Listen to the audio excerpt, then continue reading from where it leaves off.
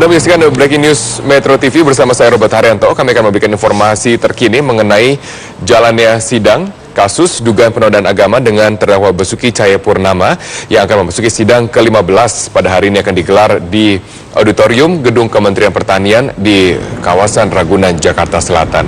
Saat ini tim pengawalan dari kepolisian sedang mengawal Basuki Cahayapurnama untuk sampai ke sidang, kemudian mengikuti sidang yang dijadwalkan akan dimulai pada pukul 9 pagi.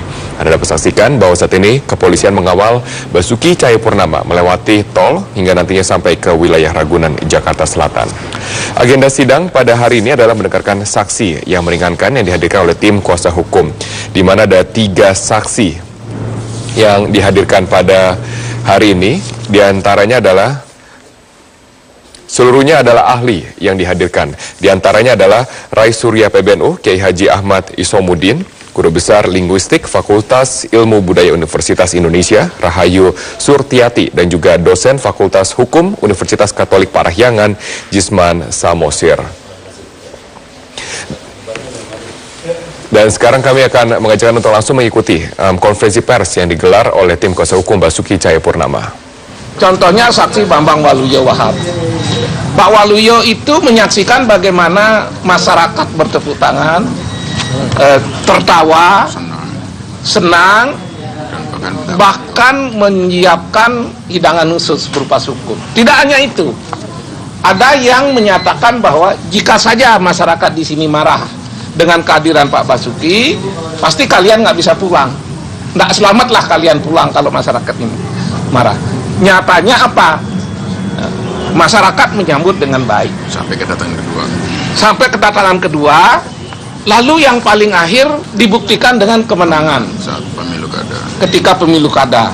Pemilu kada, Pak Basuki menang mutlak di sana. Nah, kalau begitu kesimpulannya apa?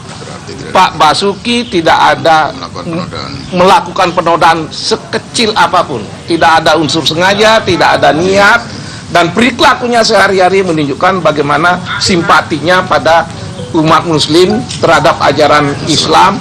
Bahkan saudaranya pun banyak yang muslim. Kira-kira itu yang bisa saya katakan. saksi hari ini, untuk ahli hari ini kan ada ahli agama Islam juga. Saya ingat sekali waktu itu sempat Pak Hamre juga menyatakan bahwa untuk ahli agama Islam ini nanti akan dikonfrontir dengan ahli agama Islam yang akan dihadirkan oleh pihak dari jadi begini, memang ahli yang akan hadir dari agama, yaitu agama Islam, ini yang pertama kali hari ini, yaitu Kiai Haji Ahmad Isomuddin, ya. Beliau ini juga bukan orang sembarangan. Beliau ini selain juga dapat mengajar di UIN di Lampung, tapi punya kedudukan yang sangat tinggi di PBNU, yaitu sebagai Rais Syuriah, ya, PBNU begitu. Akan sangat menarik nanti apa yang dikemukakan oleh Kiai Haji Isomuddin ini, yang berkaitan tentu dengan penafsiran surat Al-Maidah ayat 51. Ya, apakah surat Al-Maidah ayat 51 ini berarti pemimpin atau bukan? Apakah memang benar ya tidak diperbolehkan Nasrani dan Yahudi untuk menjadi pemimpin di pemerintahan? Ya, nanti beliau akan jelaskan.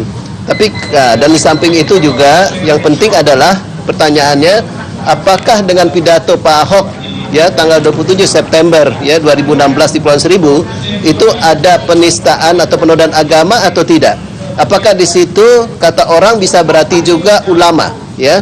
Nah, dia beliau yang akan menjelaskan. Nah, karena beliau ini ahli agama dari kita, tentunya yang punya prinsip bahwa keterangan yang beliau sampaikan itu jelas keterangan yang akan katakanlah yang terbaik untuk Pak Ahok, ya. Nah, jadi dalam hal ini ya tentu nanti kita akan lihat keterangannya seperti apa, tetapi yang jelas bahwa ya beliau itu punya posisi yang cukup terhormat ya dari PBNU juga ya untuk menjelaskan segala sesuatu, dan bahkan berkaitan juga apa yang disampaikan Gus Dur tahun 2007 di Bangka Belitung, itu beliau akan terkonfirmasi juga pada saat beliau nanti memberikan keterangannya. Untuk kedua ahli lainnya, ahli bahasa ada bagian lain ya Pak Edi yang akan jelaskan ya. Soal ahli agama tadi, selain tadi menjelaskan soal bolehkah memilih pemimpin non muslim atau tidak, soal adanya unsur penodaan agama atau tidak dalam kalimat Al-Maidah itu juga apakah akan disinggung? Justru itu yang paling penting. Ya, justru itu yang paling penting ditanyakan nanti kepada ahli ini, dan beliau akan menjawab secara tegas. Apakah ada unsur penodaan penistaan agama atau tidak dengan apa yang diucapkan oleh Pak Ahok di Kepulauan Seribu. Itu statementnya yang paling penting nanti, ya. Yang tentu nanti ya beliau akan memberikan keterangan dengan dasar argumentasi yang kuat dari agama Islam dan juga yang objektif mungkin gitu, karena beliau adalah ahli. Ya, Pak Edi, bahasa sekarang. Hari ini kita akan menghadirkan ahli bahasa, yaitu Profesor Dr. Rahayu Surtiati Hidayat. Beliau guru besar dari Fakultas Ilmu Budaya UI, Universitas Indonesia. Dalam sidang nanti dia akan memberikan analisis linguistik bahwa tidak ada penistaan, dan selanjutnya nanti pasti akan beliau menjelaskannya setelah sidang nanti. Tetap saja di tempat, nanti beliau akan memberikan penjelasan secara tersendiri, secara komprehensif apa yang beliau sampaikan di dalam sidang. Terima kasih. Ketiga-tiganya sudah Satu lagi ada ahli pidana. Pasti hadir, semua sudah hadir. Satu lagi ahli pidana ya. Ini kita akan menghadirkan ahli pidana yang tidak sembarangan ahli pidana ya. Ini hampir sudah 100 kali sebagai ahli dalam proses persidangan pidana di Indonesia nih. Ini ahli tidak sembarangan nih. Jisman Samosir. Ini namanya Pak Jisman Samosir dari Universitas Parahyangan Bandung. Ahli ini akan mengupas habis secara teoritis ya, berdasarkan keahliannya maupun teori-teori yang dialami, bahwa apa yang dilakukan Pak Basuki Cahayapurnama itu sebenarnya dari sisi hukum pidana tidak memenuhi unsur. Tetapi nanti ahli yang akan menjelaskan secara detail, karena biar persidangan nanti terungkap menjadi terang, jelas, dan secara hukum maupun teori-teori apa yang selama ini disangkakan atau dituduhkan oleh masyarakat yang tidak suka dengan Basuki Cahayapurnama ini akan terungkap bagaimana sebenarnya. Kemudian keadilan itu tidak bisa karena adanya paksaan atau tekanan massa. Semuanya akan dilihat daripada proses persidangan ini. Dan ahli ini nanti akan menjelaskan secara detail, secara rinci dari kata-kata maupun perbuatan yang dilakukan, bahwa itu adalah bukan merupakan suatu tindak pidana. Itu intinya seperti itu ya. Ya. Terima kasih banyak, Bapak. Saya bagi itu ya. Iya, Pak. Ya, data-datanya.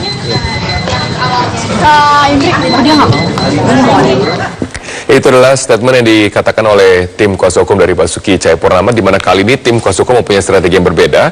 Mereka mengundang dari seluruh ahli yang hadir pada hari ini. Ada 3 ahli, yaitu ahli agama, ahli bahasa, dan juga ahli hukum pidana. Dan tidak ada satupun saksi fakta yang dihadirkan oleh tim kuasa hukum pada persidangan kali ini. Mereka hanya memanfaatkan 2 kali sidang untuk dapat memberikan saksi di sidang ke-13 dan juga 14, diantaranya memberikan saksi fakta, yaitu pribadi-pribadi yang mengenal keseharian dari Basuki Cahayapurnama. Untuk membahas lebih dalam mengenai hal ini, saya sudah bergabung bersama dengan pakar hukum pidana, yaitu Pak Abdul Fikar. Selamat pagi, Pak Fikar. Selamat pagi, Mas. Ya, Pak Fikar, kalau kita lihat ya, tim kuasa hukum tidak banyak menghadirkan saksi fakta. Oke. Tapi mereka langsung menghadirkan ahli pada hari ini. Mereka Ya. hanya mempunyai kesempatan 2 sidang, mempergunakan kesempatan 2 sidang untuk dapat menghadirkan saksi-saksi yang mengenal keseharian Ahok. Kalau dilihat, apa yang ingin dicapai dalam sidang kali ini? Oke. Yang pertama, melihat dari tuduhannya, kalau dikaitkan dengan fakta, ya, kalau tindak pidana lain, umpamanya pembunuhan atau penganiayaan, kan akan memperkuat terjadinya perbuatan itu. Yeah. Dan perbuatan itu bisa kabur karena cuaca, karena banyaknya orang dan sebagainya. Tapi kalau fakta ini, fakta yang dilakukan Pak Ahok kan sulit juga dibantah, gitu ya kan? Hampir semua orang bilang ada fakta itu, ya kan? Fakta bahwa Pak Ahok berpidato, ya, fakta bahwa ada kalimat-kalimat yang kemudian ditafsirkan sebagai penodaan agama, penistaan agama, ada itu, ya kan? Artinya kejadiannya ada. Dan karena itu saya kira strateginya penasihat hukum ini kelihatannya main di wilayah tafsirnya, Penafsiran. gitu, penafsirannya. Nah, apakah perbuatan itu bisa ditafsirkan sebagai penistaan atau tidak? Nah, sepertinya di situ. Ya, sepertinya main di situ. Nah, kalau lihat saksi yang akan dimajukan hari ini, umpamanya ada saksi agama, kemudian ada saksi bahasa dan saksi hukum, ya, dari bidang hukum. Saya kira itu juga akan dia mencoba membantah apa yang sudah dibuktikan oleh kejaksaan. Oke. Kalau kita lihat di sini ada 3 saksi dari berbagai latar belakang, yaitu saksi agama, maksud saya ahli agama, ahli bahasa, dan juga ahli hukum. Nah, bagaimana urutan yang sebenarnya dapat membuat satu kesimpulan dan dapat meyakinkan hakim bahwa ini adalah perbuatan yang tidak melanggar undang-undang? Ya, kalau saya begini, mestinya ya dilihat dulu yang paling relevan kalau saya adalah saksi hukum pidana, ya. Karena apa? Karena yang akan dibuktikan adalah kalimat-kalimat di dalam satu undang-undang, ya, atau undang-undang KUHP dalam hal ini, ya. Karena itu tafsir yang menurut pidana ini menjadi sangat penting. Berarti itu harus urutan pertama? Mestinya begitu. Ya. Lebih meyakinkan di urutan pertama? Mestinya seperti itu, ahli pidana mestinya. Ya. Karena apa? Karena kalau masuk ke soal agama, bahasa, kalau agama kan menurut saya juga bukan tidak relevan. Maksud saya relevansinya tidak terlalu banyak gitu. Karena hanya menafsirkan kata-kata dan itu bukan urusan tafsir kalau menurut saya di perkara pidana ini, ya. Karena kalau tafsir ya artinya tentu saja orang yang tidak punya kewenangan untuk menafsir ya nggak boleh menafsir. Tapi bukankah bukankah pangkal masalah dari seluruh kejadian ini adalah bagaimana penafsiran yang berbeda-beda dari sebuah penafsiran ayat suci yang kemudian disangkakan melanggar undang-undang? Ya, kalimatnya adalah menista agama atau menoda agama, kan begitu, ya kan? Nah, apakah itu ada di dalam satu kalimat yang diucapkan? Ya, kalau ahli bahasa itu sangat mungkin karena tekanan intonasi dari penyampaian kalimat itu bisa menggambarkan itu gitu. Bisa menggambarkan itu satu niat atau tidak gitu. Tekanan-tekanan penyampaian gitu, ya. Nah, tapi kalau tafsir, saya kira tafsir itu ya boleh saja sih diajukan gitu, ya. Tapi kalau menurut saya itu ada tidak masuk ke dalam pasal 156 gitu. Karena itu udah karena gini, yang paling bisa menafsirkan adalah orang yang punya otoritas di bidang itu, gitu ya. Dan tentu saja kalau menurut saya inilah sulitnya di kita ini, tidak ada standar ahli, gitu. Siapa yang menentukan seorang itu ahli itu? Nggak ada lembaganya. Tidak diatur dalam undang-undang juga, kan? Dalam tidak hukum diatur. acara. Mestinya yang mengatur adalah asosiasi, asosiasi keilmuannya, gitu. Asosiasi keilmuan. Iya, yang memberikan rekomendasi bahwa seorang itu ahli atau tidak, ya, berdasarkan keahlian, berdasarkan karya-karyanya, berdasarkan tafsiran-tafsirannya dan sebagainya. Asosiasi itu yang memberikan mestinya, gitu. Ya, asosiasi dari satu ilmu tertentu. Baik. Pak Fikar, kita akan berbicara mengenai jika menurut Anda bahwa ahli hukum pidana akan dihadirkan pertama karena mempunyai argumen dan juga mempunyai kekuatan yang paling besar dibandingkan dengan ahli lainnya dalam kasus ini. Nah, kalau kita lihat dari sidang sebelumnya, ada juga ahli hukum pidana, yaitu Edward Omar Syarif, yang mengatakan bahwa memang ini merupakan satu beban bagi jaksa untuk dapat membuktikan yaitu niat jahat. Tidak hanya kesengajaan dalam berucap, tapi niat jahat dalam 156 huruf A KUHP. Nah, kalau Anda lihat seberapa sulitnya dari tim kuasa hukum untuk dapat membuktikan bahwa tidak ada niat jahat dalam hal ini. Nomor satu saya ingin mengkritisi dulu apa yang dikemukakan oleh Edi Haris, ya. Pada sidang-sidang yang lalu, kalau nggak salah kasusnya Jessica, ya, Pak Edi Haris ini malah menyatakan niat itu tidak perlu dibuktikan, ya. Artinya ada inkonsistensi kalau menurut saya. Karena apa? Karena sebenarnya niat itu bisa tercermin dari soal kesengajaan itu, pembuktian kesengajaan, gitu. Kalau seseorang sengaja melakukan sesuatu, pasti di dalamnya sudah ada niatnya, gitu. Kalau saya pendapatnya begitu. Berarti kesengajaan dengan niat jahat tidak bisa dipisahkan. Kalau saya tidak bisa dipisahkan. Karena melekat di situ, gitu. Ya, ketika dia seseorang sengaja melakukan sesuatu, mesti itu ada niatnya. Apakah niatnya itu umpamanya melakukan tindak pidana, apakah niatnya dia mendapat uang karena dibayar orang lain, umpamanya. Udah ada niatnya di sana, gitu. Sehingga dia melakukan secara sengaja, gitu. Tapi ketika dia harus dipisahkan seperti itu, itu tadi saya bilang ada inkonsistensi pendapat dari. Tapi apakah jika disengaja diucapkan, tetapi apakah mempunyai niat, tapi niatnya apakah buruk atau niatnya apakah baik? Karena dari tim kuasa hukum juga menyajikan saksi-saksi fakta yang menyatakan bahwa ini adalah kalimat yang terucap dengan pengalaman yang sudah terjadi sejak Pilgub Bangka Belitung 2007. Jadi ada pengalaman-pengalaman yang kemudian membawa seorang terdakwa Basuki Cahayapurnama menyatakan kalimat-kalimat dengan mengutip ayat suci. Nah, kalau buku itu, kalau menurut saya sejelek apapun buku atau itu kajian ilmiah, ya kajian artinya kalaupun mau ditandingi harus dengan kajian lagi gitu. Dan itu debatnya debat intelektual, berarti kan begitu. Nah, ketika kita debatnya masuk ke dalam dunia yang praktis, nah, maka